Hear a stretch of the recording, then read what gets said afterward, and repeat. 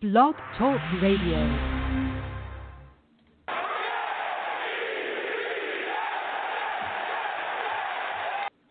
What's up, everybody? Welcome back to another episode of Let's Talk Jets Radio, the fan series. And this series is just about talking football, past, present, future, about the New York Jets.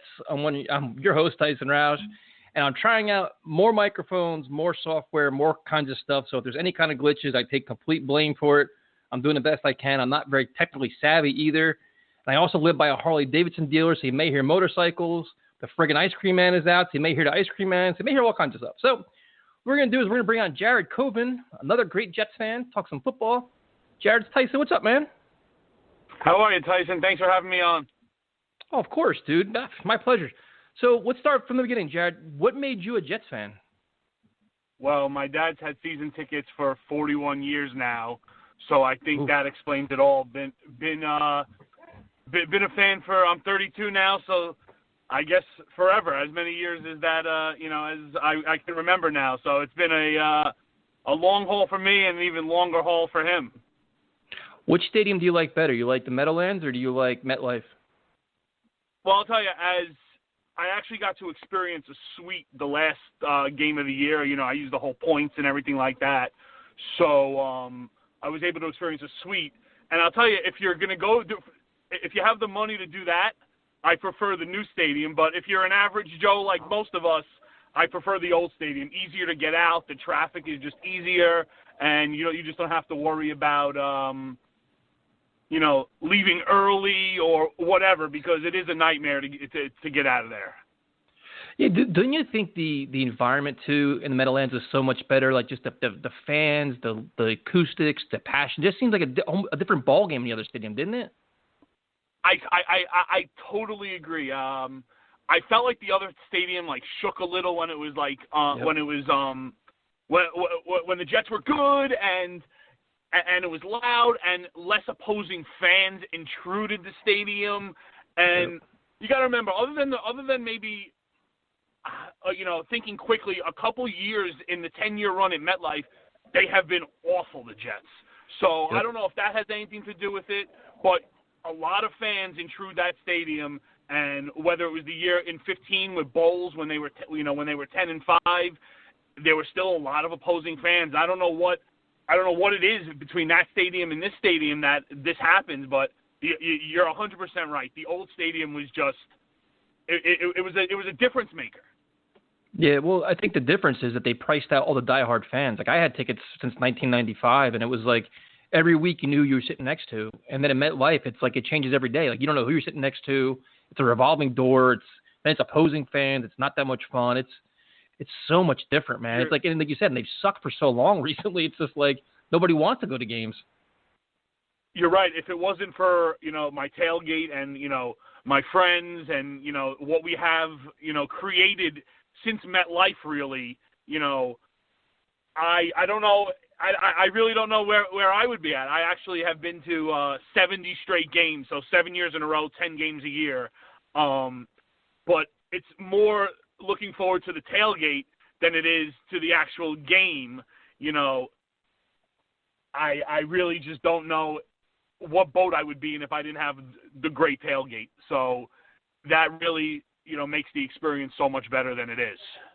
No, dude, we've been saying that for years. There's many times a year like, I don't know if I go on this friggin' game. But it's like you want to see your buddies, you want to have a good time. That tailgate it's usually the best part of the game before and after. The game is part of the annoying part of the day. But it's, what are some of your favorite memories about this team? Well, I'll tell you right now, my favorite memory of all time is 2010 when me and some of the guys from the tailgate actually went to Foxborough to witness that playoff game, and it turned out to be the best game I ever went to in my life. And it trumped any vacation, anything really in my life. Them beating New England and me being there was just incredible. I mean, that was easily the greatest memory of my life for this team. That was the one point where I legitimately thought they were going to win the Super Bowl. They played Green Bay tough that year. I think they lost 10-9 at home, and they really stifled Rodgers that year. And after they had beat New England, I honestly, Pittsburgh was an afterthought at that point, and I really just thought we were going to win the Super Bowl. But I guess someone's got different plans for us. It's funny because I thought the same thing. Like, I actually went to Pittsburgh for the championship game because I was in the same boat. I'm like, this is it. Like, we're finally going to do it. We entered with confidence, and it was like all this swag. Like, this is it. And then it's like they lay an egg the first half. Schottenheimer calls a stupid play before halftime, which is ridiculous. But then they're coming back, and you're like, wait a minute, this could actually still be it. Like, Mark Sanchez was playing. He was probably the best player in the field in the second half of that game. He was on fire. And it was like, we're here. And then they can't get a stop on defense. And it's just like, oh, this is like the roller coaster ride that is the New York Jets.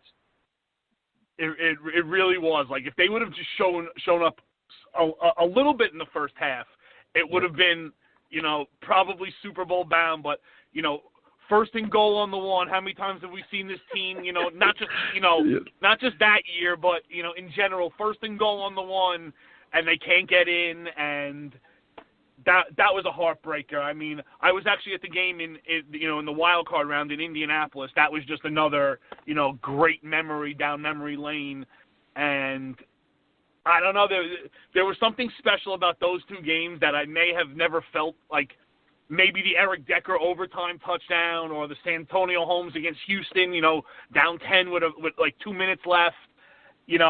Very few games in Jet history make you feel like those two playoff games did, and I guess that's true. I hope down the road we can look back and laugh at that, knowing we won a Super Bowl. But until then, it hurts very much.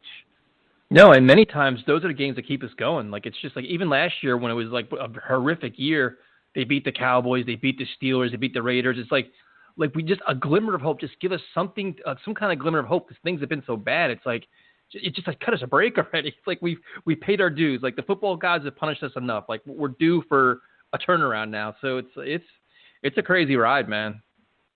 Yeah, it's funny. You said last year was like a bad year. A lot of people forget I don't know if they forget or they just have an anti-Gase agenda. And listen, whether I like the head coach or not, I always will root for them to succeed, obviously, because that means the team succeeds. And right. They did go 7-9, and they did resurrect a horrible start, with Sam having mono. And listen, I know they traveled the least amount of miles, and they had an easy schedule. But I don't know if you remember, Tyson, in the beginning of the year, people were crying about the Cleveland game, how hard it's going to be. If they would have had Sam Darnold for that game, that wasn't a winnable game. You just don't know how the schedule works out. And I understand they made 3 West Coast trips this year. I think don't know. I think the problem with last year was that, I mean, obviously the Sam Darnold thing, the mono, it's like, listen, they mailed those games in. I mean, Luke Falk wasn't even competitive, so I get it. But some of the coaching decisions really bother you. But then it was like losing to a winless Dolphins team, losing to the Bengals was just like, those are the ghosts of the Jets' past that you just don't want to see. Especially like the Bengals game was the worst, man. I mean, that's just inexcusable. But you're like, all right, they bounced back. And listen, I will give them credit for they didn't quit. They kept playing hard. They gave it everything they had. I'll give them credit for that. But then also like beating a second-string Bills team and then like kind of celebrating it was like, come on, man. Like you're still 7-9. Like yes, you bounce back, but it's like last year was so many could-haves, and should-haves. Like you said it yourself. Like if they won the home opener, you win that game and you win the Bengals game, you're in the playoffs or you're in the like it just left a lot to be desired. And I think the other problem is like I think Adam Gase just rubs people the wrong way with his attitude, and he doesn't do himself any favors. If he was more cordial, more friendly, or more approachable, like from like just his whole demeanor, he could probably buy himself some wiggle room. Like it would make things just a little more palpable, I think. Listen, nobody's perfect, and I actually was a fan of Gase, at the time of the hire, and I'm still going to support him, like I said, and I think everybody should support him until. Was he your first choice?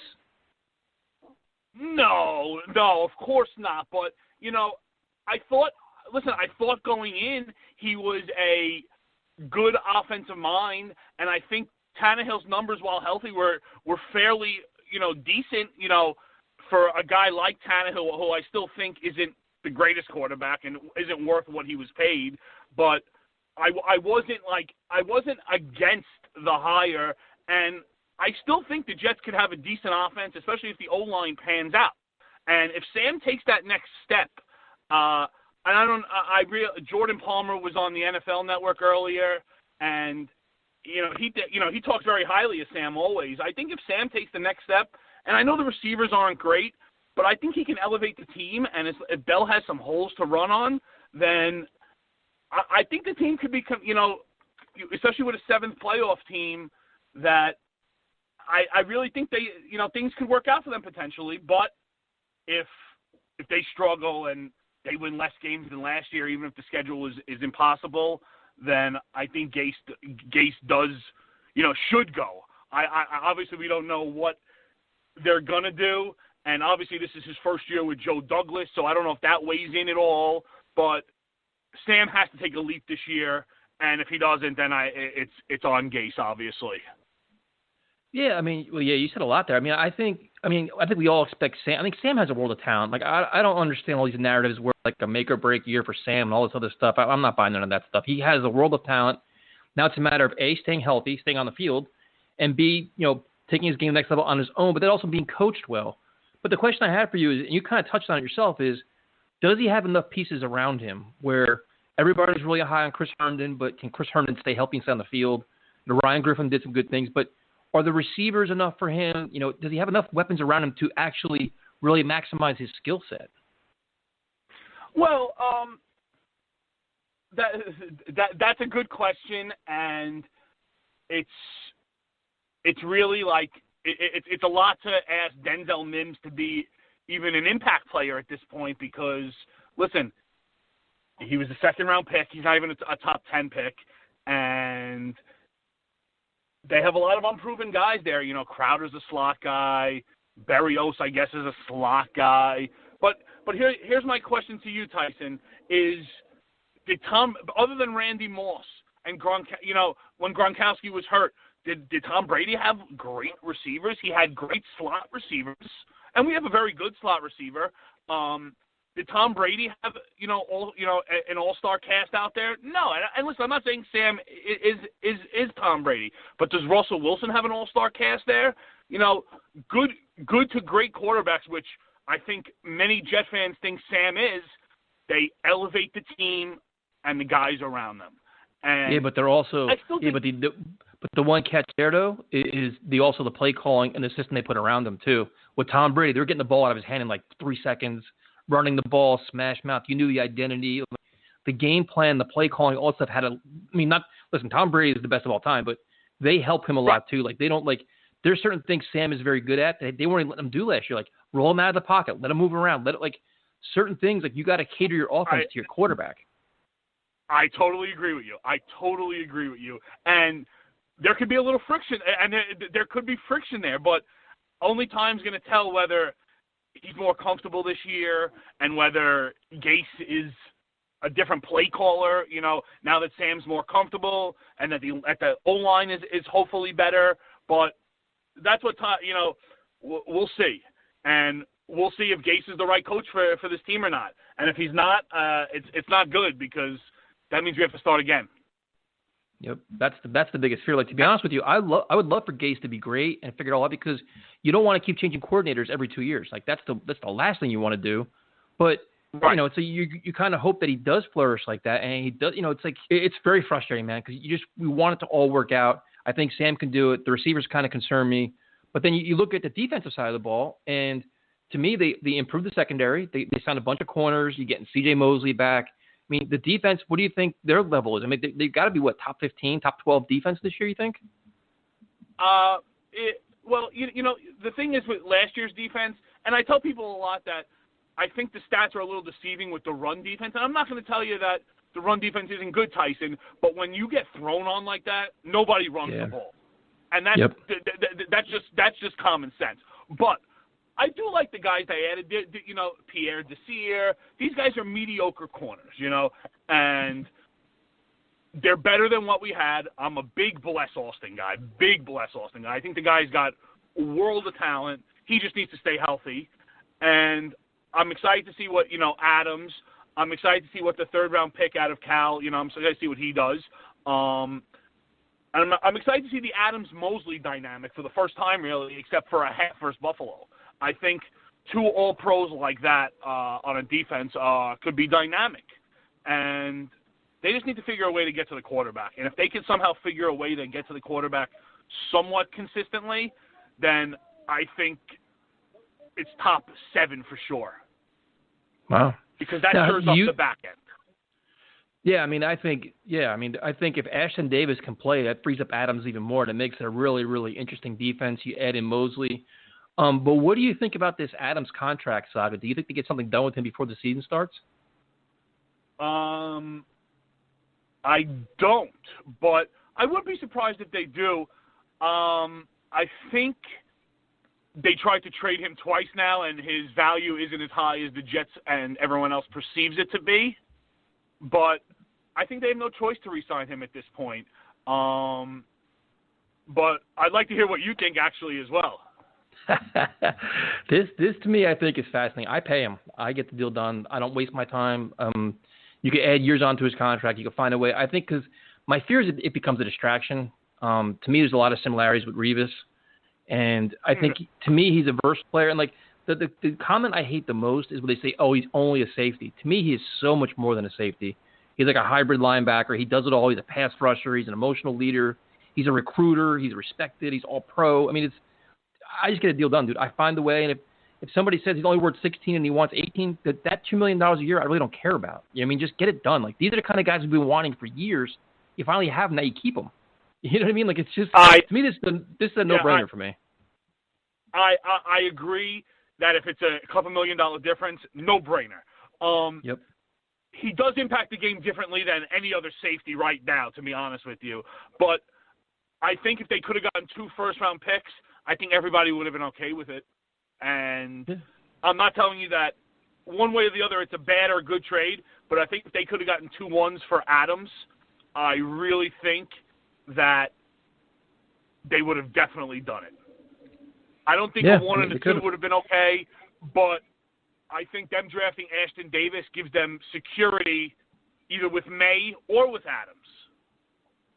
No, I agree. I definitely agree. But I think at this point where we are right now, I think they need to sign him or add years to the contract. But I will say this, one little tidbit in there. I think him versus Revis as a player is very much different. I think Revis impacted the game more because he took out the best player on the field. Yep. And I'm not saying no Adams question. doesn't impact the game. I'm saying just Revis was, I think, more crucial because he shut down the best receiver every single possession. No argument here, man. I completely Adams agree. is a very good player. No, they're very definitely different style players, different impact players. I just think for this team right now, he's a guy you build around. Like, that's just, it just makes too much sense because we need that elite level talent. Now, if you look at the defense, would you consider adding a guy like Logan Ryan or Clowney? Clowney, to me, his sack production isn't high enough at this point. Are we really just going to go with another defensive lineman like a la Leonard Williams or Mo Wilkerson? I'm not saying Clowney isn't better than these guys, but his sack production isn't there like it was in college. And I think at this point we need somebody, 12-plus sacks at John Abraham that we haven't had since John Abraham. And Logan Ryan, sure, on a 1-year deal. I don't see anything wrong with that. I think, Warford it would be a better option, but nobody seems to be after him or wild for him. But yeah, Logan Ryan would be fine. I think his PFF is mediocre, and he would help. He would definitely help the locker room like Frank Gore, and he would help the secondary. I'm not against that. I don't think any of these guys, except for Warford and maybe Jason Peters, who's always hurt, could really, really, really help this team significantly. I think those are the only 2 guys maybe left that could really significantly help this team. Logan Ryan would be a nice addition though to the secondary. I think they added a bunch of Logan Ryans this offseason. Like I mentioned earlier with Pierre this year. Yeah, they did the same thing with the offensive line, I think, too. It's like they're just a bunch of it's all quantity, and hopefully you get out of 5, you hope you get 3 good players, man. It's just, you can see the approach for sure. Listen, at least they went after offensive line, whereas it was neglected for years. Thank God. I mean, the between McCagnon and Idzik alone, those guys might have set the franchise back 10 years. I'm laughing because I don't want to cry, man. I completely agree with you. It's crazy. So sad. I mean, and we don't need to go through those draft lists again because we've seen them a zillion times. But it's really like sad when it comes draft time every year and you just see all these guys that this is why we're not good. Yep. No, that's where you see all the depth challenges, and when you have an injury, you don't have a capable backup, and you see it all, and that's why we are where we are now. That's why we have to have a complete rebuild, a whole new front office, and everything else, just to get this finally in the right direction, hopefully. But Jared, what do you think about this team? Like it's only May 19th, it's still early, but do you feel like this team could contend for the division, for a playoff spot? Like, what do you think? Where do you think we are right now? Well, it's funny you ask that. I think, obviously, only one team is coming out of the AFC East. Yep. And I think it's going to be the division winner. Maybe I'm wrong with the 7th team, but I think, obviously, New England came back to earth. And I think like we mentioned about the schedule earlier, I think Buffalo benefited from a very easy schedule. If the Jets win that first game and Sam doesn't get mono, who's to say we're not Buffalo and they're not the Jets? Yep. And true. I see us in between 7 and 10 wins. I mean, I know that's a little bit of a big window, but I see, low side 7 wins, upside 10 wins. I actually think the 2 linemen they drafted, Becton and Clark, are both going to be starters from day one. So I really think the kid Clark is very, very intriguing. And I really think the line's going to be much, much improved. It can't get much worse. And I think Bell's going to be improved. And listen, the receivers are suspect. The defense, like we spoke about, I think the defense has very, very big potential. Like you said, top 15, and I think on the high side, top 7, top 6. 7 to 10 wins, Tyson. What are you thinking? I'm thinking the same thing. I'm thinking 7, 8 wins. I think there's a chance they can win 6 games if they play very well. I had this feeling that Sam's going to play really well this year and just get. Like, if you have a good quarterback, man, you can overcome bad play calling, bad coaching, bad receivers. You can do a lot with it. I'm kind of hoping that's the kind of year Sam has. So I think they can win 6, 7 games, which is kind of disappointing. But if the offense is playing great and Sam is really showing big strides, I'm fine with it, dude. And say, you know what, this is a year where we're getting our feet together, and next year's the step we take to be like go for the division or go for the playoffs. Like, I can kind of see it's like almost like not a transition year, but kind of like we're getting there year. You know what I mean? I agree with you, but like I said, I remember many years where the Jets schedule, and I know the Jets schedule weighs into everybody's mind. Where I know in past years where we've been in the playoff hunt, and how many times has the strength of schedule changed drastically in the last few weeks because this team stinks or that team stinks or this team is good. You just don't know. Obviously, the traveling is one thing. You just don't know. The Chargers could be a layup. You just don't know. Cleveland could be a layup week 16. You just these things you don't know, and that's what I preach to everybody. That's why they play the games, and we'll see. I really think the team has improved. They didn't do as much at receiver as I would like, but it's a big year. And like you said, if this is the bridge year and next year is our playoff year, that means Gase is still here. Yep. Yeah, I think he's going to be here next year. I think he's coming back next year, dude. I'm almost if I had a bet on it, I'd bet on it today. He's back next year. Me too. And it would be a pretty positive bet that he's coming back next year, no matter what. Yep. Yeah, I agree. I completely agree. And I completely agree. So, who is your favorite player of all time? That's funny you asked that. I was thinking about that earlier because I had a feeling you would ask that.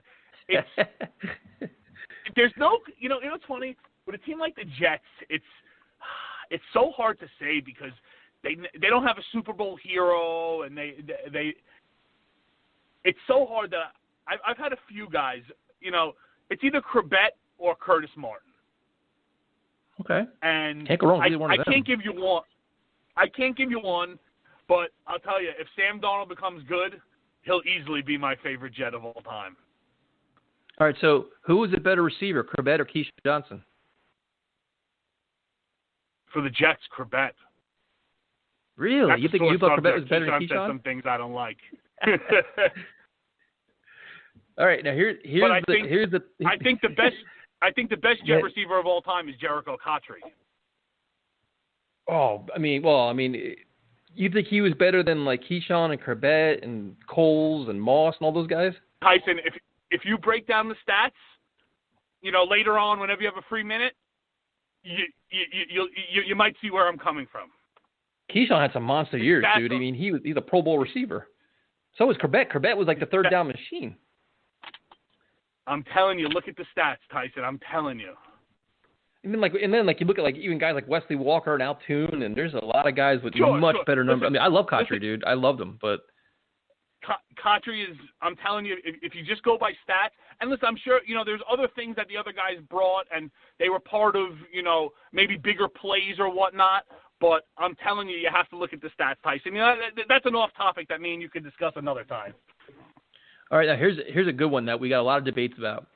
Who had a bigger impact on the New York Jets organization, Rex Ryan or Bill Parcells? I'm going to say Bill Parcells, and here's why. I think Parcells changed the culture of the entire organization, and I think Rex, while he was, I loved Rex, and I don't know who didn't love Rex. I think he won with Eric Mangini's team. Yep. And I think Mangini is the best Jets drafter, best Jets drafting coach up until this regime, GM/coach. And I just think Parcells just changed the organization for the better. I think he took over after their darkest days, and the curve just went.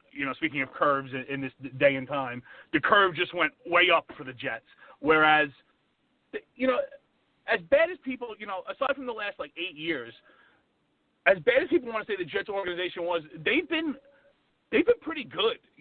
Playoff wise, they made the playoffs a bunch, 10-win seasons, 11-win seasons. They've been pretty relevant compared to some of the awful franchises. So I think the way Parcells changed the organization affected the franchise more than Rex did. But I think Rex is a close second now. No, I completely 1,000% agree with your answer. It's the same exact way I feel. Now, if somebody asked you, what is it like being a Jets fan? How would you explain life as a Jets fan? Oh man, that's funny. At times it's torturous. At times it's sad. But honestly, you would think something that you like, something that makes you mad and sad and upset and could ruin your week and month and year and whatever. It's love. It's love. It really is. It's dumb love. And there's something about them that makes you come back each and every time and each and every Sunday and each and every home game and makes you tune in and, however you watch. There's something that draws you back, and it's going to, all the pain and all the suffering is really going to make it worth it, hopefully one day when they win. And, it'll be bittersweet, hopefully, but it's, as far as it is being a Jet fan, it's hard. It's tough. It's tough. I agree, man. Like, it's the same answer from everybody. It's not easy. There's, like you said, you don't sleep. You're mad for a week. You can't take it anymore. You want to just bail on it, and then it's like they'll do something where you're just like, oh my God, it's the best day ever. Like, they're awesome. So it is a true roller coaster ride. Year in, year out. It's just, you never know what to expect with this team. Listen, I don't even. It's not even year in, year out for me anymore, Tyson. It's every play is I expect the craziest things to happen of all time.